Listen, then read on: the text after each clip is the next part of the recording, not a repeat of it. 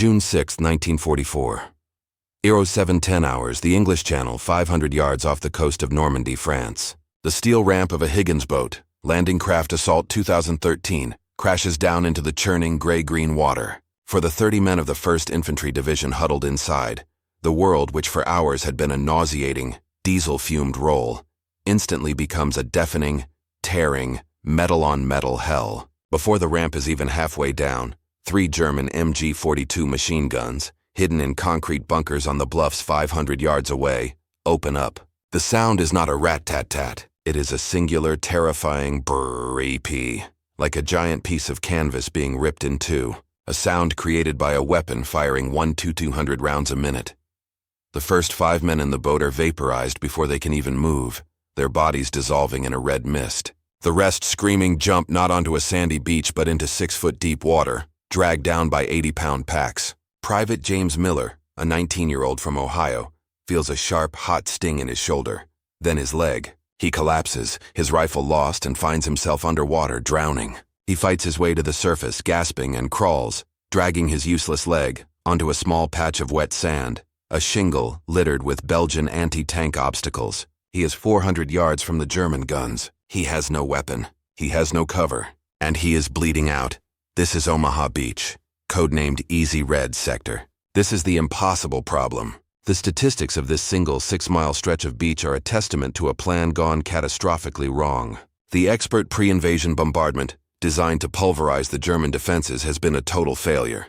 The B-17 bombers, flying through thick cloud cover, dropped their entire payload miles inland, killing more French cows than Germans. The naval bombardment, which was supposed to smash the concrete bunkers, was too short and used the wrong ammunition, the shells bouncing harmlessly off the reinforced concrete.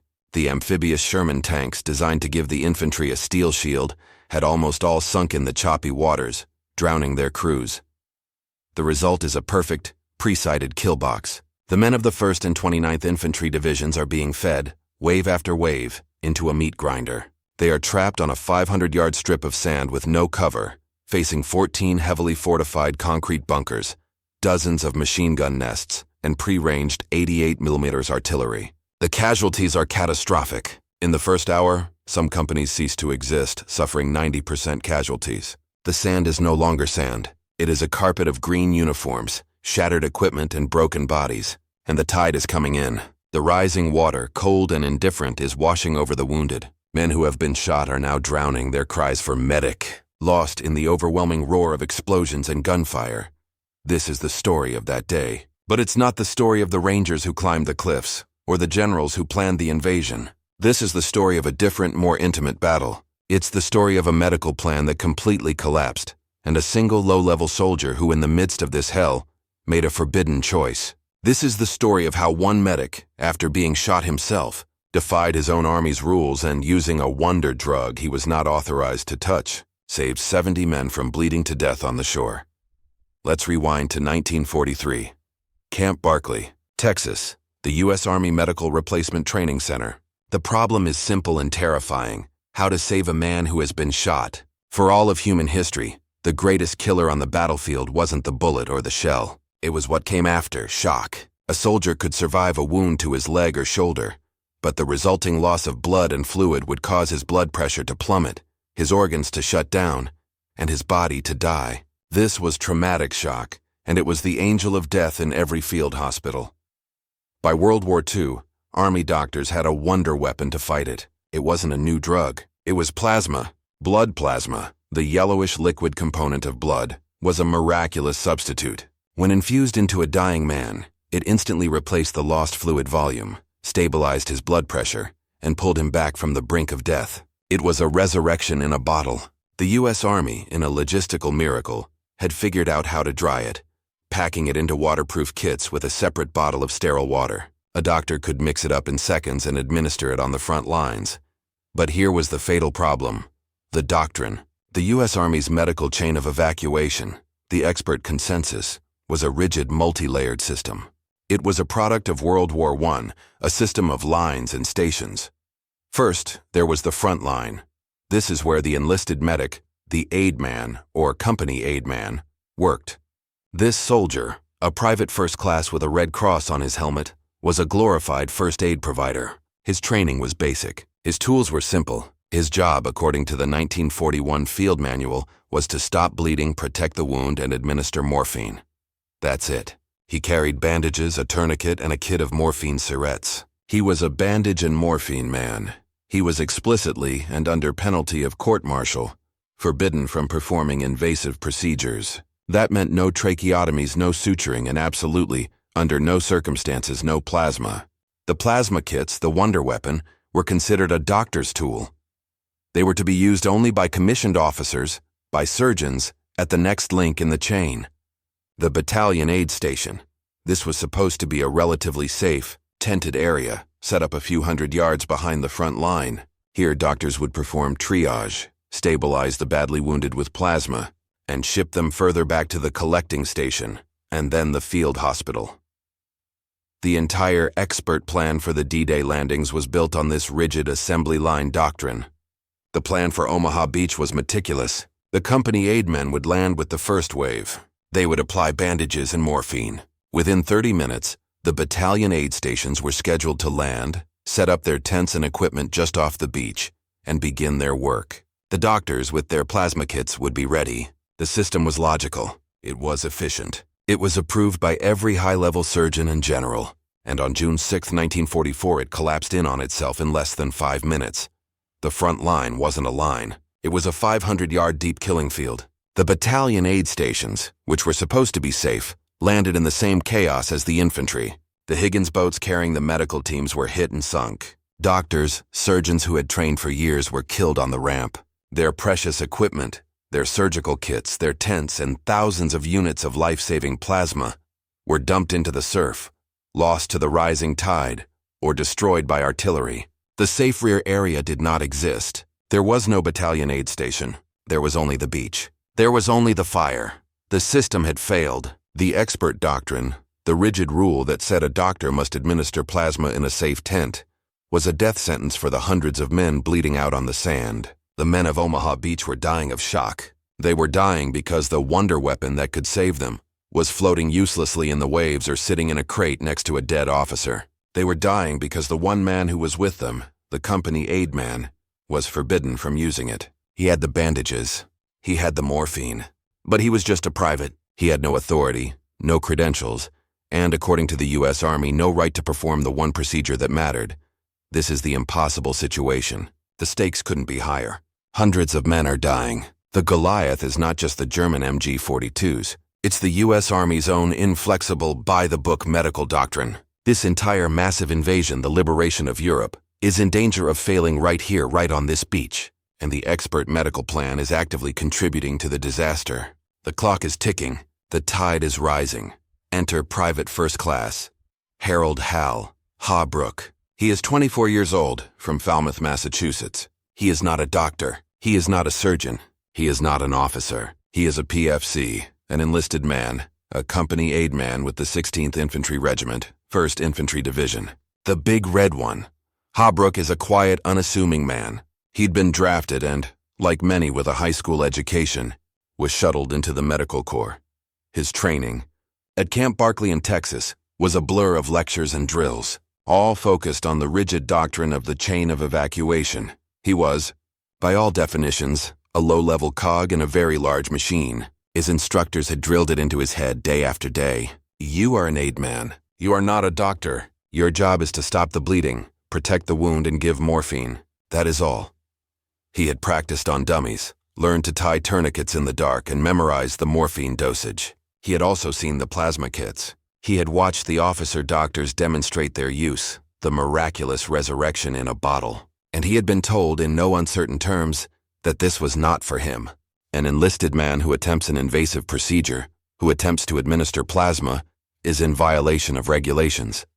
He is risking that man's life. He will face a court-martial. This was the man who, at 06:30 on the morning of June 6, 1944, was crouched in the bottom of a Higgins boat, his stomach empty, his mouth dry with salt and fear, heading for Omaha Beach.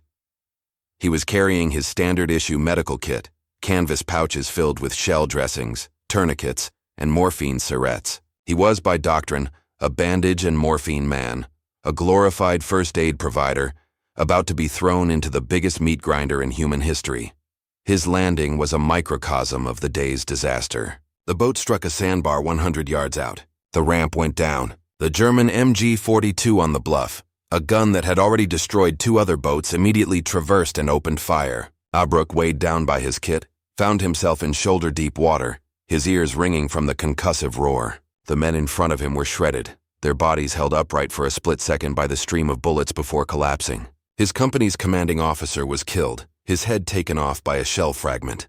His medical officer, the doctor, the man who was supposed to set up the aid station, the man who was authorized to use the plasma, was hit in the chest, his body floating face down in the surf before sinking. In the span of 30 seconds, the expert system had ceased to exist. Ha-brook, by sheer animal instinct, crawled. He crawled over the dead and dying, over shattered rifles and abandoned packs, through a red-pink surf and collapsed behind a small steel obstacle, a Belgian gate, on the shingle. For a moment, he just lay there, his face in the wet sand, paralyzed by the overwhelming industrial noise. The screams of the MG-42s, the crump of mortars, the whoosh of artillery, and worst of all, the high, thin, bubbling cries of men. Medic! Medic! Oh God, help me! Medic! He was a medic! He had to move. He did his job. He did what he was trained to do. He low-crawled to the first man he saw, a GI from his own platoon, his leg shattered at the thigh. Ha-brook, his hands shaking so badly he could barely open the pouch, got out a shell dressing and a tourniquet. He tied it off, the man screaming as he twisted the bar. He got out his morphine syringe, a small primitive tube, and plunged it into the man's shoulder, squeezing the goo into his system. "You'll be okay, Jim," he lied. "Just lay low." The aid station. "The aid station will be here soon." He crawled to the next man, and the next. For an hour, Hal Ha-brook was the perfect company aid man. Bandage, tourniquet, morphine. And with every man he treated, a cold, sick feeling grew in his stomach. It wasn't working. The men were still dying. He would treat a man, a survivable wound, and move on. 10 minutes later, as he crawled past the same spot, the man would be dead. His eyes would be rolled back, his skin a waxy pale gray color. The bandage was perfect. The tourniquet was tight. But he was dead. He had died of shock. This was the impossible problem. Ha-brook was watching the Army's expert doctrine fail, in real time all around him. He was a bandage and morphine man in a sea of men who needed plasma. He was, in effect, being ordered to put band-aids on arterial wounds. The frustration, the sheer maddening futility of it was overwhelming. He was surrounded by the dead and the dying, and the tide was coming in, washing over the men he had just treated, drowning them. The system he had been taught, the system he was following, was a lie. This was his boardroom conflict. It wasn't in a headquarters. It was in his own head on that beach with machine gun bullets snapping inches above his helmet. The by-the-book solution was a death sentence. And then he saw it. It was a large, waterlogged wooden crate, stenciled with a red cross. It had washed up on the beach, likely from his own medical officer's sunken boat. It had been ripped open by shrapnel. Inside, packed in waterproof tins, were the forbidden tools. The doctor's tools. Plasma kits. Dozens of them. The wonder weapon that could save these men was lying here, useless, 10 feet from a dying soldier. Ha-brook crawled to the crate. He looked at the plasma kits. He thought of his training. He thought of the warning. Court-martial. Then he looked at the man lying next to him, a ranger, his gut torn open, his breath coming in shallow, gurgling gasps, his skin already that waxy gray color. He was 19, he was in shock. He would be dead in 5 minutes. In that second, Hal Ha-brook made a decision. He was no longer a company aid man. He was no longer a PFC. He was simply a medic. And he was going to save this man. He grabbed one of the tins. He ripped it open. His expert training was screaming at him to stop. He ignored it. This was the test.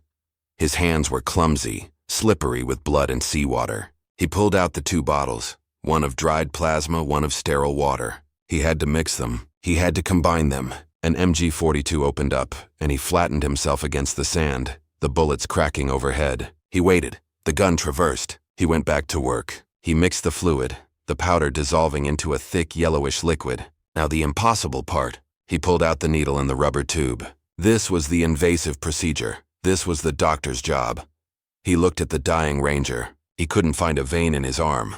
The man's body was cold, his circulation collapsing. Ha-brook, in a moment of pure, desperate inspiration, remembered something he'd seen a doctor do once in a training film. He tore open the man's shirt. He found the vein in his neck. It was a terrible, intimate, and forbidden act. He pushed the large-gauge needle in. He got a flash of dark blood. He was in. He connected the tube and held the bottle up, the precious yellow fluid beginning to flow into the dying man's body. He waited, lying flat on the sand, holding the bottle, a perfect, stationary target for the German gunners. He waited 1 minute, 2 minutes. The Ranger's gurgling breaths were shallow. And then, a miracle. The man's eyes, which had been rolled back, flickered. A long, shuddering breath entered his lungs. The gray, waxy color of his skin, it was receding.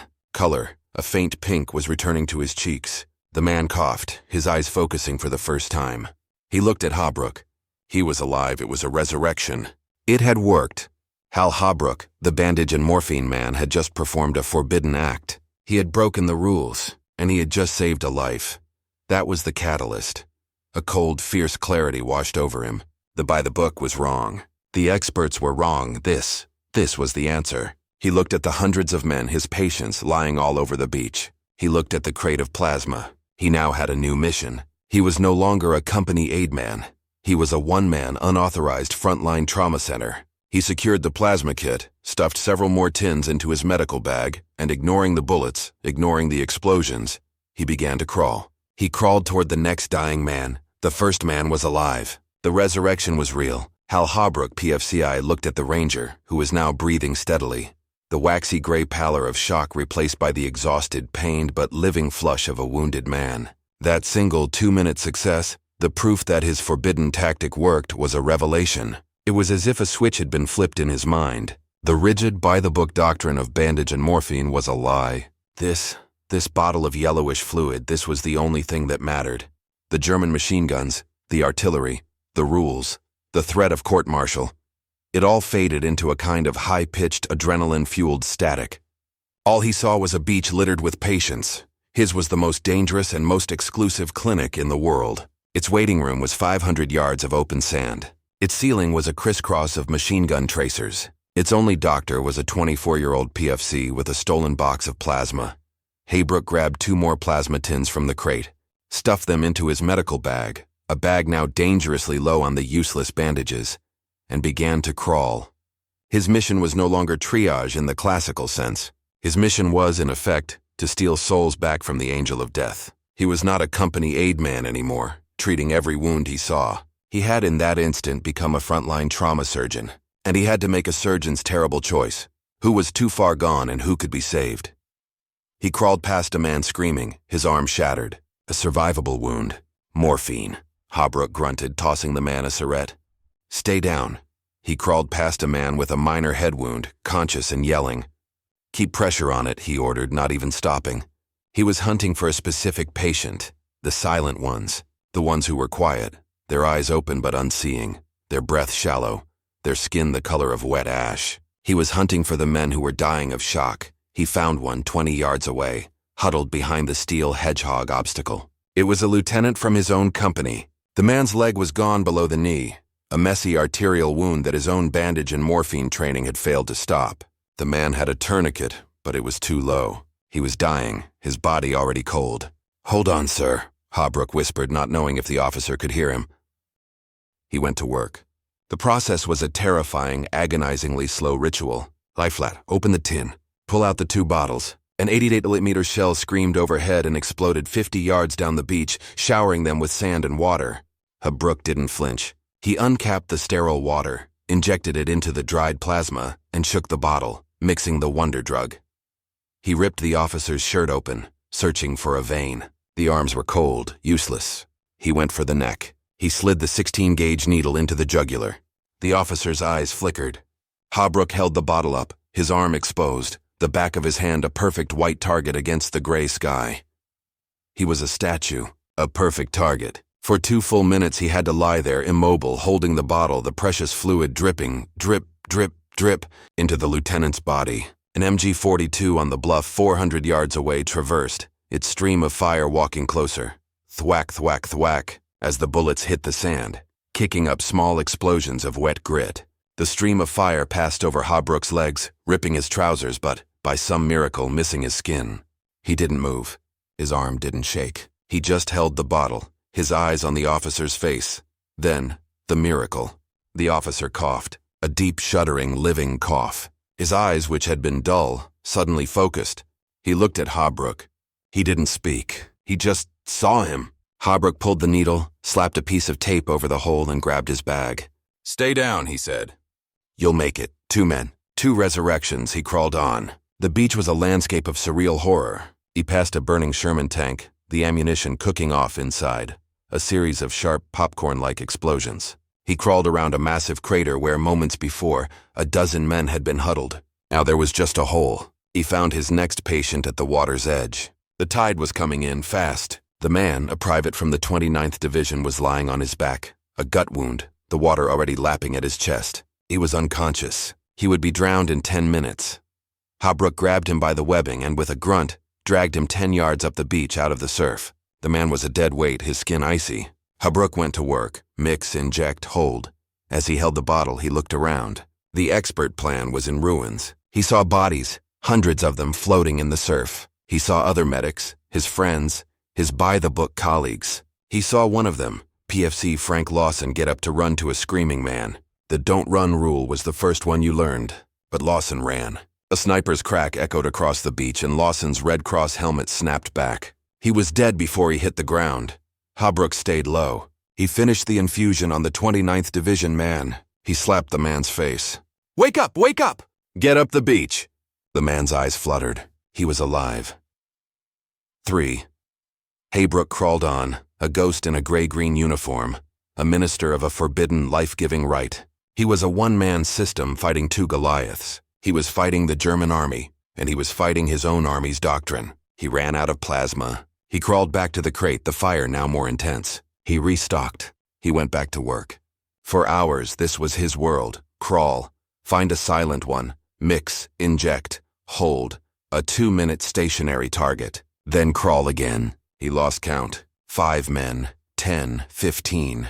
He was a machine, running on pure, unadulterated adrenaline. Then, the system he was fighting fought back. He was working on a sergeant, his back to the bluff. He was holding the bottle up. He was exposed. He knew it. He'd been exposed all day. He'd been lucky. Now his luck ran out. A German gunner in the wider stands Nest 62, the W-62, a concrete fortress on the bluff, had been watching. This gunner wasn't just firing at the waves of new troops. He was sniping with his MG-42. And he saw a man with a red cross on his helmet, kneeling over another man, holding a bottle. He saw a medic. And to the Germans, a medic was a force multiplier. A medic who saved a man allowed that man to fight again. The red cross was not a shield. It was a target. The gunner squeezed his trigger. A short, controlled 5-round burst. Brrrip. 400 yards away, Hal Ha-brook felt it. It was not a sharp sting, like in the movies. It was a massive sledgehammer-like punch to his right side. It spun him around, knocking him off his knees and flat onto his back. The plasma bottle he was holding shattered on the sand. He gasped, but the air wouldn't come. He was shot, he knew it. He looked down. A dark, rapidly spreading stain was blooming on his fatigues just below his ribs. He was hit. He was a casualty. This was the ultimate test of his 2 doctrines. The expert system he had been taught now applied to him. He was a patient. He was a bandage and morphine case. He had every right, every duty to stop, to find cover, to jab himself with morphine and wait for another medic to save him. This was the by-the-book solution. He rolled over, gasping, the pain now a white-hot fire. He looked at the sergeant he had been treating. The needle was still in the man's neck, the plasma only half empty. The man was still in shock. If Ha-brook stopped, the man would die. He made his boardroom decision. He would not stop. He was a medic first, a patient second. He reached into his own medical bag. He pulled out one of his own shell dressings. With a grimace, he tore open his own shirt, found the ragged, bubbling hole in his side, and stuffed the entire dressing into himself. He packed the wound, grunting with a pain that almost made him black out. He taped it off. Then he grabbed one of his own morphine syrettes and jammed it into his thigh. He lay there for 30 seconds, the world spinning, the morphine and the adrenaline fighting for control. He was high. He was in agony. And he was alive. The old doctrine applied to himself had worked. Now, back to the new one. He turned back to his patient. The plasma bottle was broken. "Damn it," he hissed. He grabbed a new plasma kit from his bag. His hands were shaking, slippery with his own blood. He had to mix it one-handed while lying on his side, his wound screaming. He did it. He reinserted the needle. He found the vein. And lying there on the beach, bleeding out from his own wound, Ha-brook held up the bottle of forbidden plasma for the sergeant. He saved him. He was now literally a wounded man. He could stop. No one would blame him. But he looked up. The beach was still covered in the dying. His work wasn't done. He zipped up his field jacket to hide the bloodstain, to keep his other patients from panicking. He took a ragged breath, and he began to crawl. The pain was a white-hot fire, a screaming electric signal from his right side. The morphine in his thigh had taken the edge off, not by removing the pain, but by making it feel distant, as if it were happening to someone else. Ha-brook was now two people. He was a wounded man, a casualty, his body screaming at him to lie still, to give up, to bleed out. And he was a medic, a cold, clinical, and furiously determined machine, now fueled by a potent cocktail of adrenaline and opiates. He had saved the sergeant. He looked at his own bloody hands. He looked at the beach. The cries of "medic" had not stopped.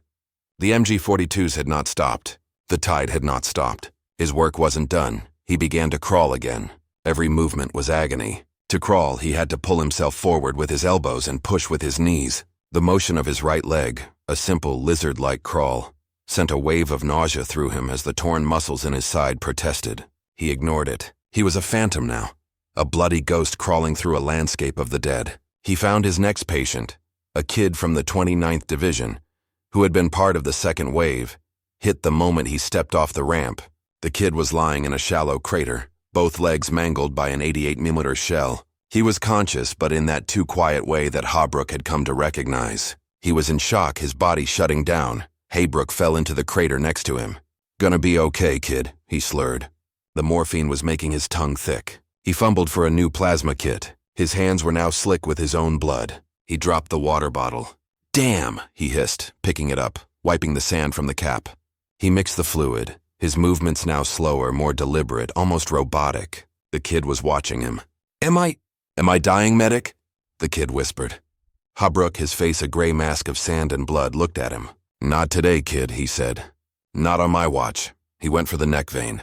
He was getting good at this. The needle slid in. He held up the bottle.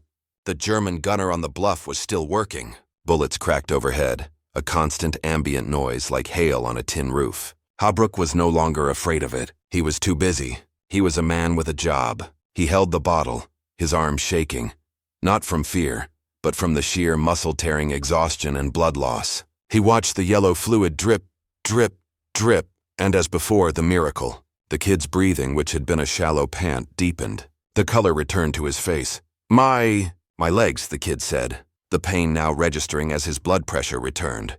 "Yeah, your legs are messed up," Ha-brook said, pulling the needle. "But you're gonna keep 'em. You're gonna live." He gave the kid a syringe of morphine. "Use this. Don't move. They'll be here for you." He crawled out of the crater. How many was that? 15, 20? He had lost count. The sun, a pale indifferent disk, had moved. It was afternoon. He had been on the beach for 6 hours. 6 hours of crawling. 6 hours of forbidden plasma. He was, in effect, a one-man unauthorized field hospital, and he was proving the expert doctrine wrong, one resurrection at a time. The system had said a PFC couldn't do this. The system had said he'd kill people. He hadn't killed anyone. He had saved 15, maybe 20 men that the system had left to die. He found another, a sergeant, this one from his own platoon, a man he'd played cards with in England.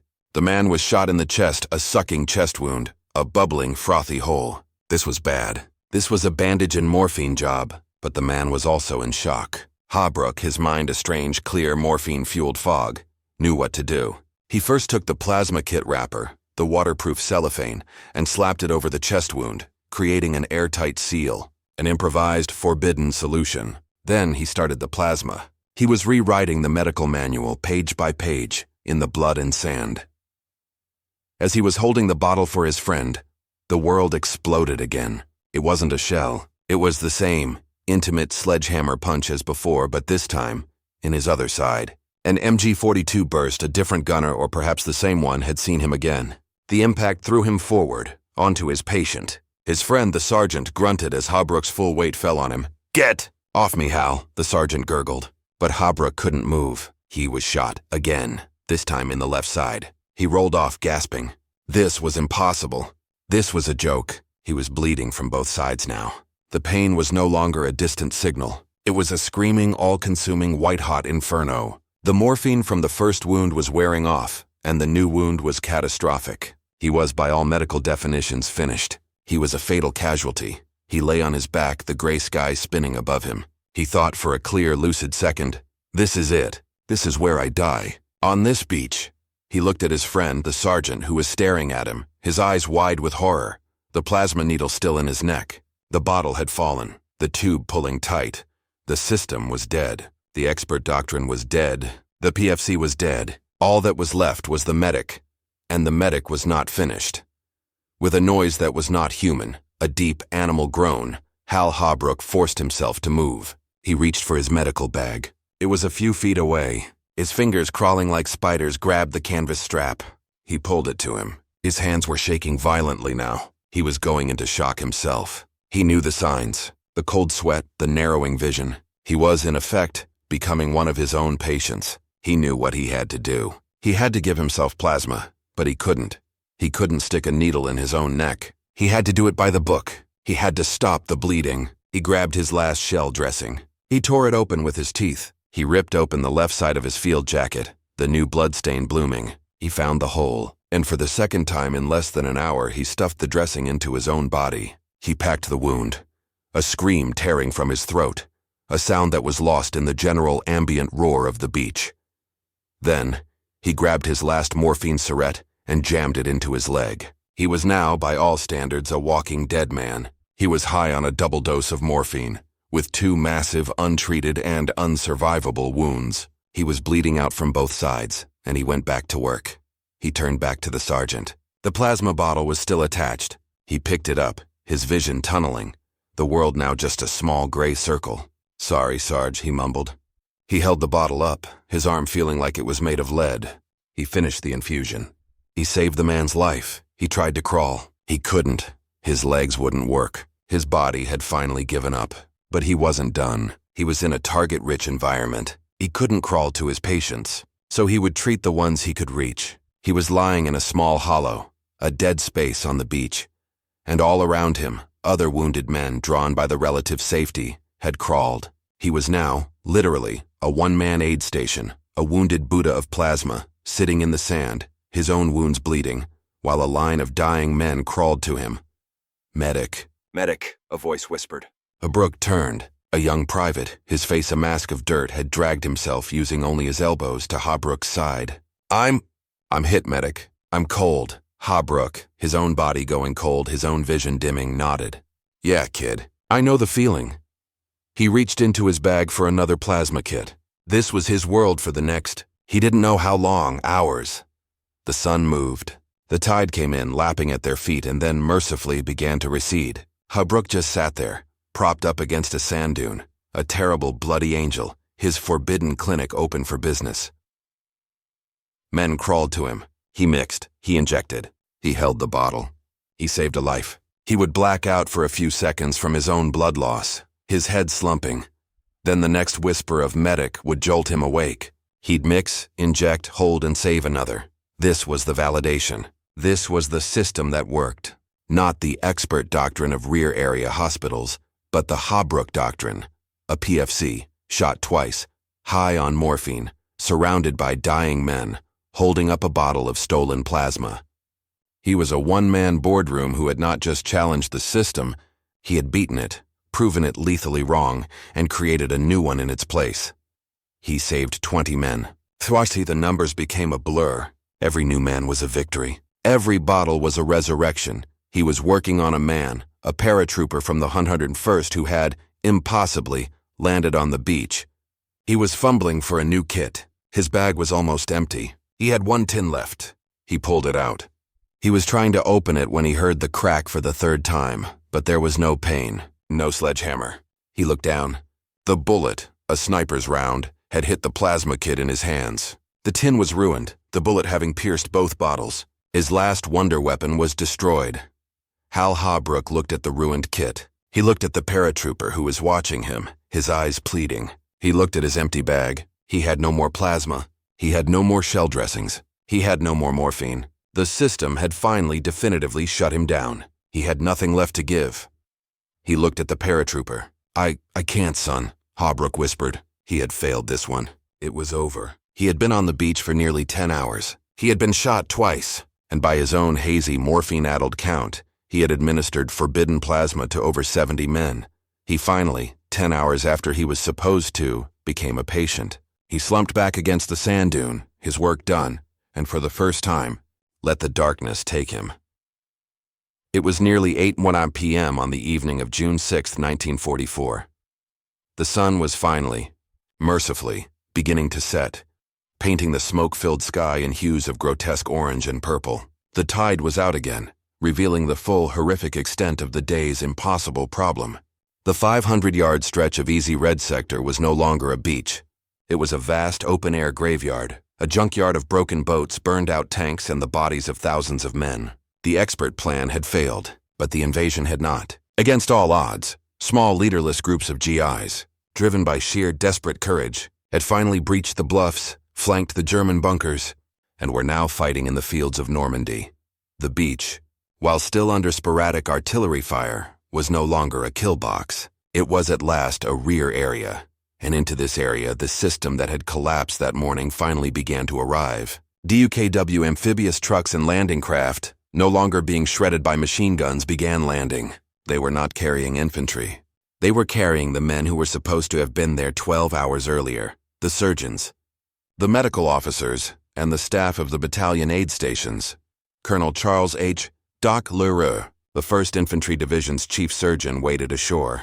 He was a man crushed by the weight of the day, his medical companies shattered, his doctors killed, his expert plan in ruins. He had expected to land and find organized triage. Instead, he found a scene from Dante's Inferno. He and his teams began, in the twilight, to do their work, to hunt for the living among the dead. They set up makeshift aid stations in the shadow of the bluffs and craters, using flashlights and Jeep headlamps.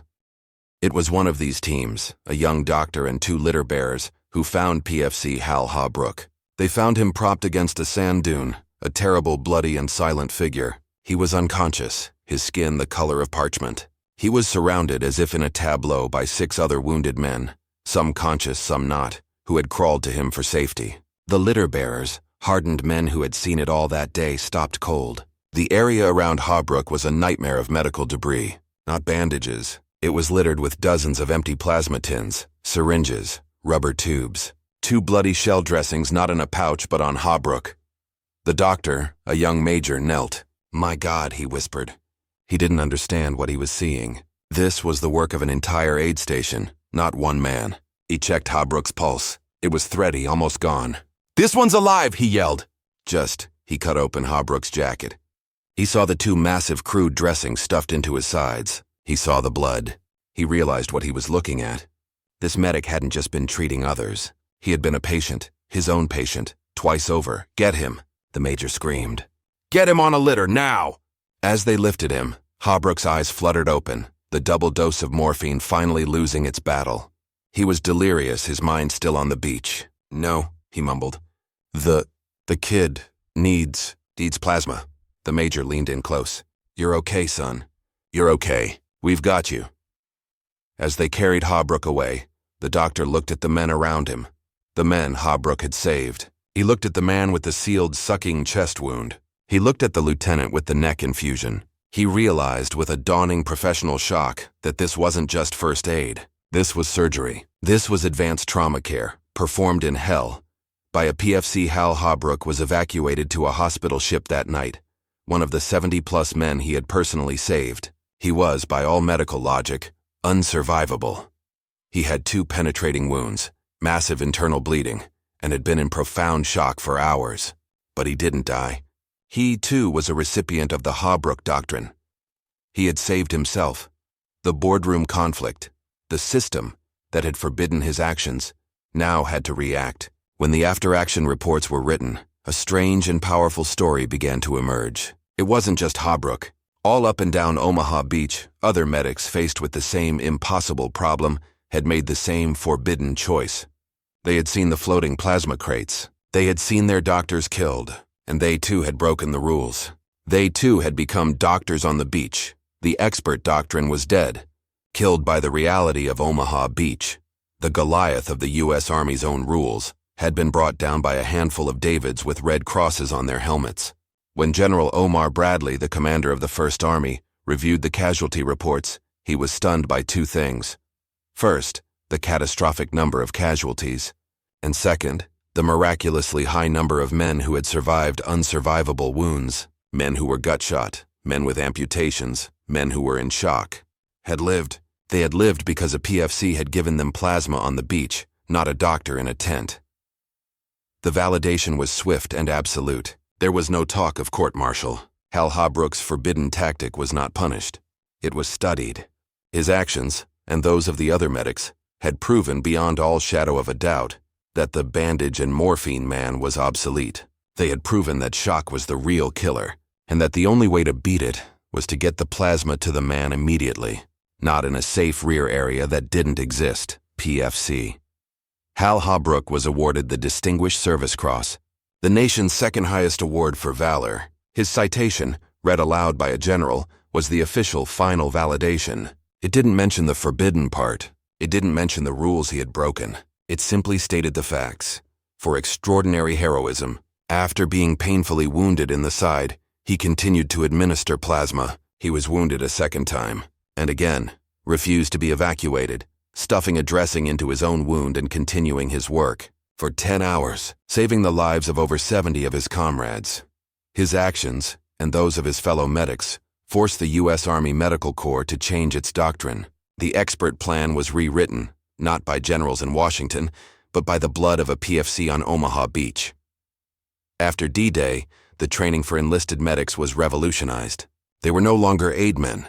They were medics. They were trained, authorized, and required to administer plasma. They were given new, better kits. The doctor's tool became the medic's tool. The numbers tell the story. In World War I, if you were a soldier, your chance of surviving a wound that required hospitalization was around 81%. The system of rear area hospitals meant that thousands died of shock before they ever saw a doctor. In World War II, after the lessons of Omaha Beach, that number jumped to over 90%. At the Battle of the Bulge, just 6 months after Ha-brook's charge, thousands of American soldiers, wounded in the frozen hell of the Ardennes, were saved. They were saved because the enlisted medic at their side immediately started a plasma drip, a forbidden act that was now standard mandatory procedure. Hal Ha-brook's suicidal choice had saved not just 70 men, but 70,000 more. And what of the humble hero? Hal Ha-brook survived his wounds. He spent over a year in hospitals recovering. He returned home to Falmouth, Massachusetts, a quiet hero. Like the inventor of the bazooka, like the cook who silenced the ships, he refused the spotlight. He did not consider himself a hero. When asked about that day, he would shrug, his voice quiet. "I was a medic," he'd say. "I was just doing my job." The real heroes are the ones who never left that beach. He lived a long, quiet life. He married. He had children. He rarely spoke of the war, and almost never of the plasma or the 2 bullets or the 70 men. He was, like so many of his generation, a man who had walked through the fire and returned, carrying the knowledge of it in silence. The lesson of Hal Ha-brook is the lesson of all great innovation. It is that the expert plan, the by-the-book solution, is often just a guess. It's a theory, created in a safe boardroom far from the front line. And sometimes that theory is dead wrong. Sometimes the true life-saving, world-changing innovation doesn't come from the top down. It comes from the bottom up. It comes from one PFC on a beach in a system that has failed him, who sees the impossible problem, breaks the forbidden rule, and in a single, audacious act of courage creates a new, better system in its place. Today, the legacy of Hal Ha-brook is everywhere. The modern U.S. Army combat medic, 68W, the Navy corpsman, the Air Force pararescueman, these are not bandage and morphine men. They are some of the most highly trained trauma specialists in the world. They are, in effect, doctors on the battlefield. They are trained to perform surgical cricothyrotomies, needle decompressions, and of course, immediate fluid resuscitation. They are expected to do, under fire, what Hal Ha-brook was forbidden from doing. The Ha-brook doctrine, the forbidden tactic of a PFC on a beach, is now the expert doctrine of the entire U.S. military.